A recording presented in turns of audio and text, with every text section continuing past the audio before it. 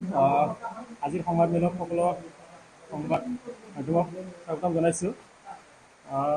আমি আমাৰ যি দাবীসমূহ সেই দাবীসমূহ যদি মানি নলয় আমি পৰৱৰ্তী সময়ত আমি বিভিন্ন ধৰণৰ কাৰ্যসূচী লৈছোঁ।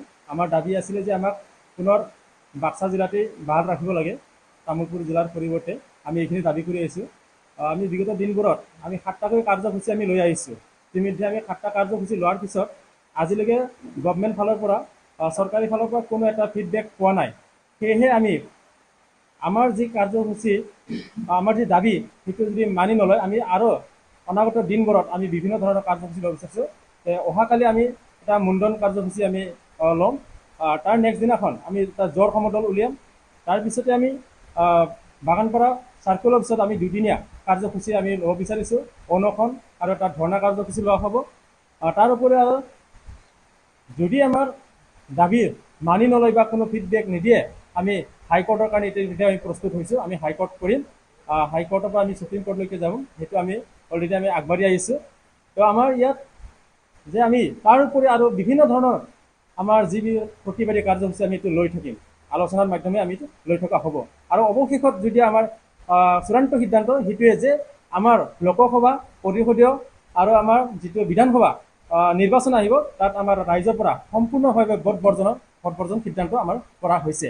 আৰু ইয়াৰ বাবে আমাৰ এই অঞ্চলৰ সোৱণখাটা আৰু জপাদং অঞ্চলৰ বিভিন্ন ছাত্ৰ সংগঠনৰ পৰা আদি বিভিন্ন সমিতি, বান সমিতি আদি সকলোৱে লগ হৈ আমি একগোট কৰিছোঁ। ইয়াত আমি কোনো ৰাজনীতিৰ কাৰণে আমি কৰা নাই। আমাক বহুতে কৈ আছে যে ৰাজনীতিৰ এটা মেৰ পেজ বুলি আমাক কৈ আছে, কিন্তু এইটো আমি কোনো ৰাজনীতিৰ মেজ পেজ নহয়। আমাৰ ইয়াত সকলো ছাত্ৰ সংগঠন, বান সমিতি, সাধাৰণ ৰাইজে আমি লগ লাগি আমি এইখিনি প্ৰতিবাদ আমি চলাই আহিছোঁ। এই অঞ্চলৰ সচেতন নাগৰিকসকলে ওলাই আহিছে।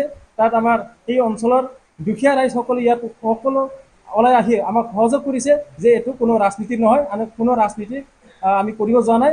মাত্ৰ আমাৰ উদ্দেশ্য এটাই, আমাক বাক্সা জিলাতে ৰাখিব লাগে, তামোলপুৰ জিলাৰ পৰিৱৰ্তে আমাৰ জনসাধাৰণৰ যাতে কোনো অসুবিধা নহয়। আমাৰ তামোলপুৰ জিলা মাননীয় প্ৰমোদ বড়ো, ইফালে অসম চৰকাৰৰ হিমন্ত বিশ্ব শৰ্মাই তেওঁলোকে খালি তেওঁলোকৰ অংকহে কৰিছে। কেনেকৈ পলিটিকেলি মুনাফা হ'ব, ৰাইজ ইফালে মৰক। ভাৰতবৰ্ষৰ নিচিনা গণতন্ত্ৰ, কল্যাণকামী গণতন্ত্ৰ ৰাষ্ট্ৰ এখনৰ জনপ্ৰতিনিধিসকলে যে এনেকুৱা ৰাইজৰ ওপৰত মাধমাৰ সদাব, ৰাইজৰ কোনো মতামত গ্ৰাহ্য নকৰে, এই কথা কিন্তু আমি খুব টান পাইছোঁ। গতিকে আমি এই আন্দোলন কৰিয়ে থাকিম, আমাক বাক্সা জিলাত ৰাখিব লাগে।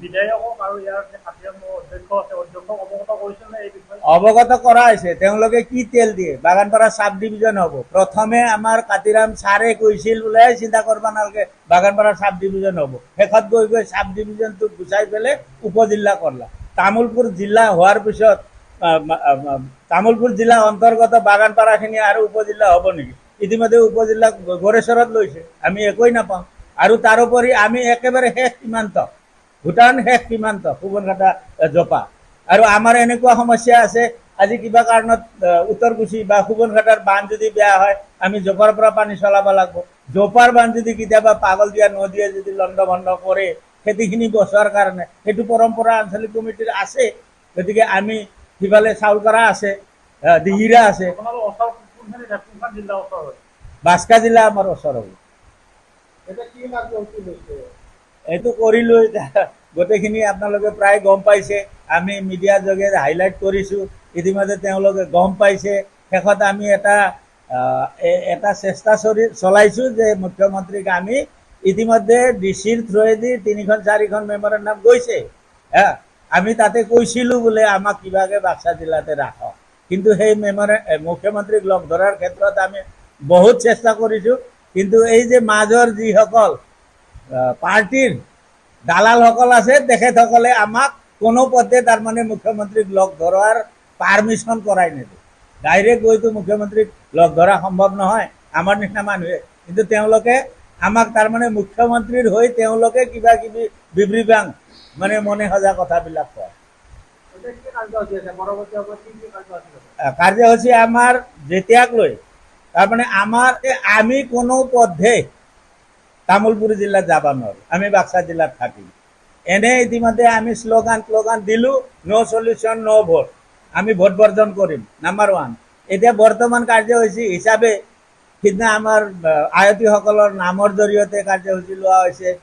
পাগল দিয়া নদীত গৈ মানে পানীত ডুব গৈ কাৰ্যসূচী লোৱা হৈছে। এতিয়া মুন্নন কাৰ্যসূচী আছে।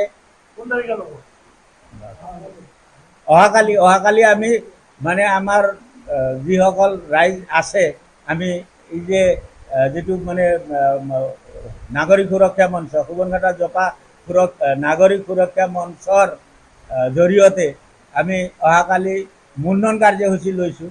এনেকৈ তাৰমানে চৰকাৰক আবেদন নিবেদন কৰি আছোঁ। ইতিমধ্যে তেওঁলোকে গম পাইছে, তেওঁলোক এতিয়া চেলেঞ্জ মুডত আছে। আমি চৰকাৰ, আমাৰ ওপৰত ৰাইজ হ'ব নোৱাৰে, আমাৰ যিটো ইচ্ছা সেইটোৱে আহে।